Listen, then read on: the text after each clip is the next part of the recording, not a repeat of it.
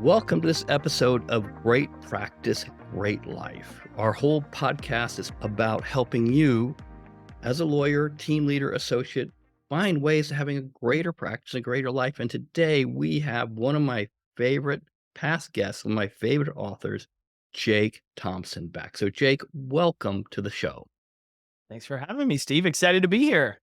I am thrilled to have you here. I just finished your most recent book, and you spoke at our summit on Compete Every Day.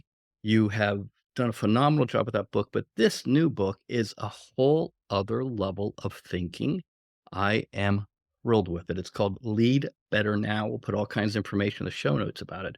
But Jake, I've asked you back specifically to help our audience think better about how they can lead better now. And there's some specific examples I want to talk to you about, but I just want to say thank you for the book. Thank you for the work.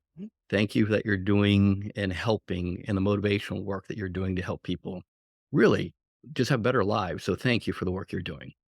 Dude, I'm honored to know you and the Atticus community, having the opportunity to meet with y'all in November. And as I shared with you, when you were on our podcast, and I've told countless other people that you have no idea who they are, y'all were one of my favorite communities I've gotten to be around, from the just genuine people there to want to help each other win and learn. And that's not always the case at events, and especially in communities similar space. So congrats to y'all, and thanks for being so welcoming in, and excited to have a little fun today.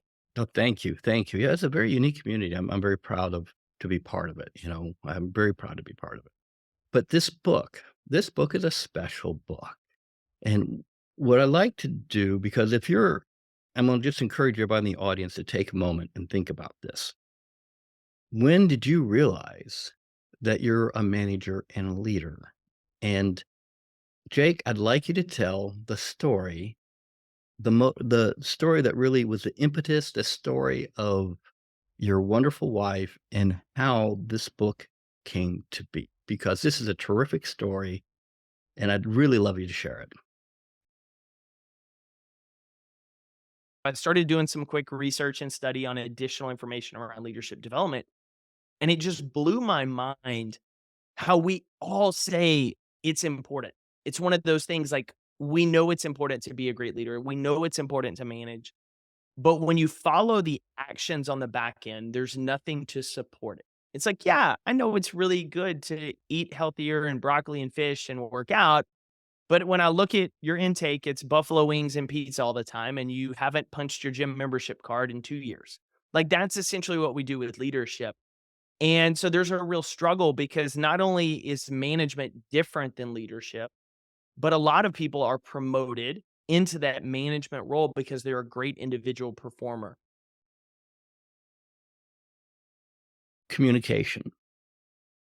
Now, you and I were discussing this before the podcast started, that I am a recovering litigator. I am a recovering estate planning elder law lawyer, and the core of my job, both in the courtroom and working with clients, was communication.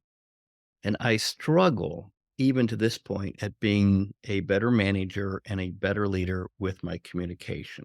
And I'm stunned at how well I think I'm doing, only to find out that what I thought I was doing well, was the illusion of communication taking place.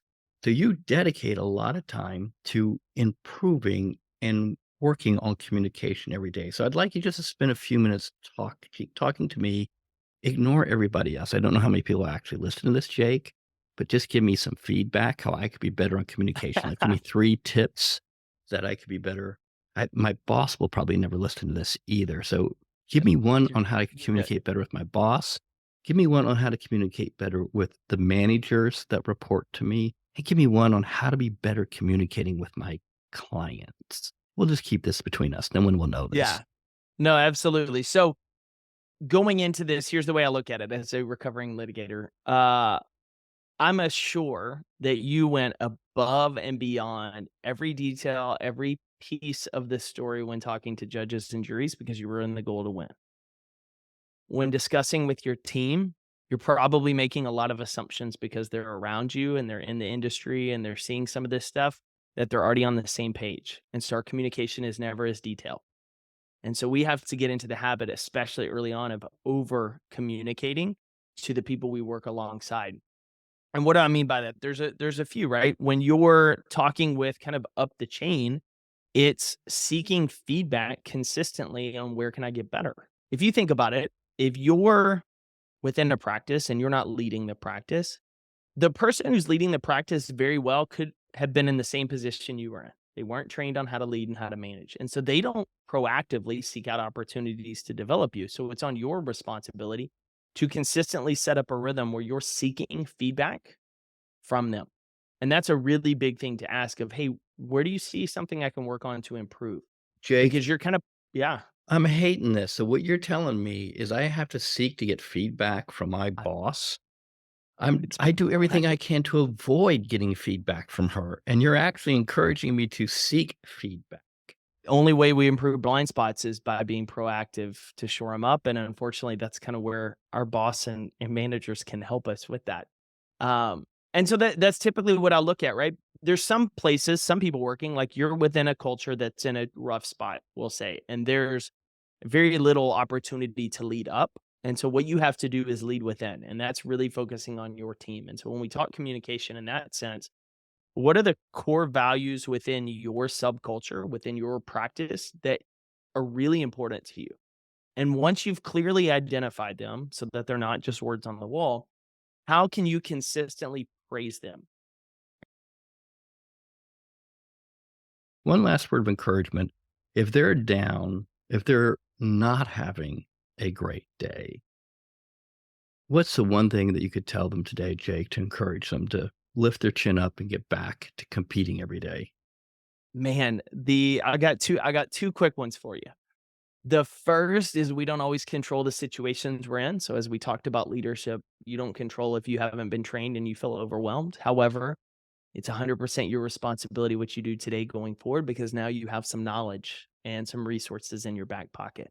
So that should give you the confidence that you can change that trajectory. And then the second thing I'll give you if it's a bad day, if you're frustrated, if going, here's the deal. Look at the alternative.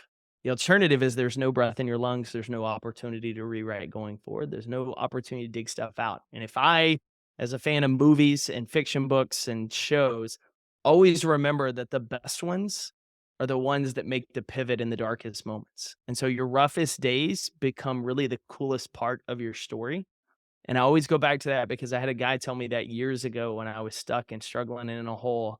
And he said, this is going to make a great part of your life's story one day. And so I just encourage you with that of nobody's going to hear that story if you give up now. So find a way to keep going.